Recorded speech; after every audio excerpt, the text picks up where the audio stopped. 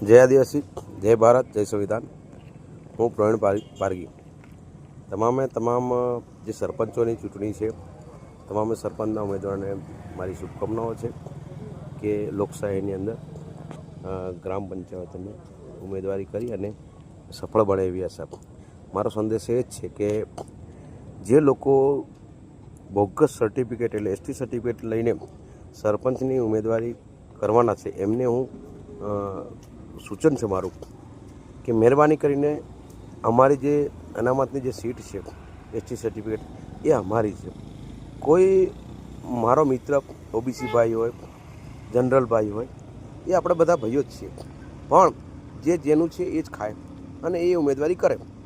તેમ છતાં પણ જે કોઈ વ્યક્તિ ઉમેદવારી કરશે તો ધ્યાન રહે, પ્રવીણ પારગી એમને વિશ્લેષણ સમિતિમાં લઈ જઈ અને સજા કરાવશે. એવું ના થાય મારા ભાઈઓ, જે એસટી સીટ પર જેની હક છે એ જ સાચો ઉમેદવારી કરે અને નહીં કરે મતલબ કે જે બોગસ એસટી સર્ટિફિકેટવાળા ભાઈઓ છે એ ધ્યાન રહે કે સજાની જોગવાઈ છે આપનાર અને લેનાર બંનેને જોગવાઈ છે. જેટલું પણ છોકરાઓ ભણે છે એ તમામના એના વારસદાર છે, એ તમામનું પેઢી અને વિશ્લેષણ થશે અને બધાનું જ રિકવરી થશે. ધ્યાન રહે, એસટી સર્ટિફિકેટવાળા જે ભાઈઓ છે એને જ ન્યાય મળે એવું હું તમને સૂચન કહું છું.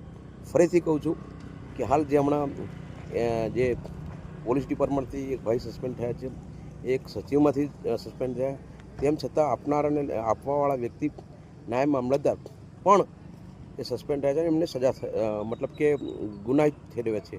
તો મિત્રોને કહું છું કે સાચાને જ ન્યાય મળે. તમામ બોગસ એસટી સર્ટિફિકેટવાળા ધ્યાન રાખે, કોઈ પણ ઉમેદવારી ન કરે, એ જ મારું સૂચન છે.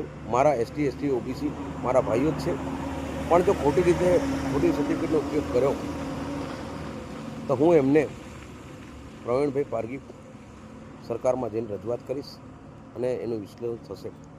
જ્યાં છે ત્યાં રાખી મૂકો, નહીં તો તમે સજાના પાત્ર તો થશો જ. તો મારા ભાઈઓને કંઈ નુકસાન ના થાય. જે બોગસ એસટી સર્ટિફિકેટ લઈને ધારણ કરેલું છે એ ઉમેદવારી ન કરે, એ જ મારું સૂચન છે. ધન્યવાદ. જોહાર. જય આદિવાસી, જય ભારત, જય સંવિધાન.